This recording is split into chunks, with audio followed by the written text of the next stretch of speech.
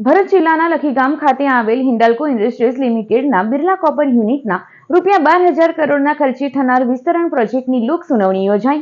ભરૂચ જિલ્લાના લખી ગામ ખાતે આવેલ હિન્ડાલ્કો ઇન્ડસ્ટ્રીઝ લિમિટેડના બિરલા કોપર યુનિટના 12,000 કરોડના ખર્ચે થનાર વિસ્તરણ પ્રોજેક્ટ અંતર્ગત કોપર એનોડનું ઉત્પાદન વધારીને 8.93 લાખ ટન વાર્ષિક, સલ્ફ્યુરિક એસિડ 26 લાખ ટન, સોનું 53 ટન વાર્ષિક અને ચાંદી 450 ટન જેટલું કરશે અને આ સાથે વૈશ્વિક સ્તરે એક નોંધપાત્ર સિદ્ધિ હાંસલ કરશે।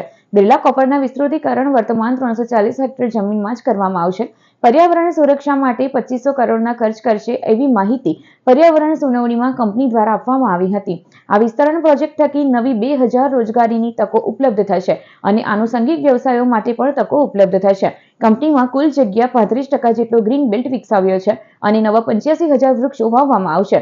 આ લોક સુનાવણીમાં કુલ 36 જેટલી રજૂઆતો અને સૂચનો સ્થાનિક અસરગ્રસ્ત ગ્રામ્ય વિસ્તારના લોકો દ્વારા રજૂઆત કરાઈ હતી, જેમાં મહદઅંશે કંપનીના વિસ્તૃતીકરણની યોજનાને સમર્થન આપ્યું હતું। બિરલા કોપર દ્વારા CSR હેઠળ નિયમિત યોજાતા કાર્યક્રમો અને પ્રવૃત્તિઓને બિરદાવી હતી।